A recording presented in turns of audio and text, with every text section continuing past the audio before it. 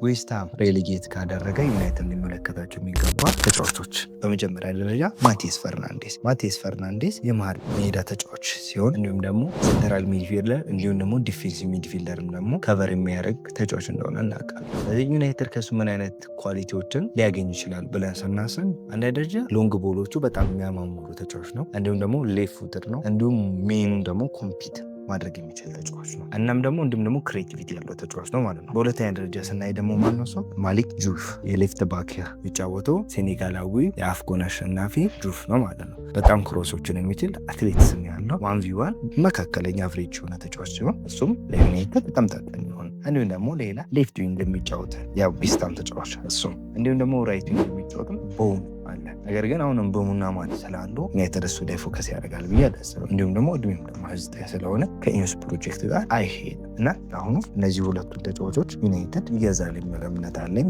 ስፔሻሊ ሬሌጌት ከሆነ ደግሞ ማቴስ ፈርናንዴስ ርካሽ ነው የሚሆነው። እንዲሁም ደግሞ የተለያዩ የፕሪሚየር ሊግ ክለቦች በሱ ላይ በጣም ኢንተረስት እያሳዩ ነው።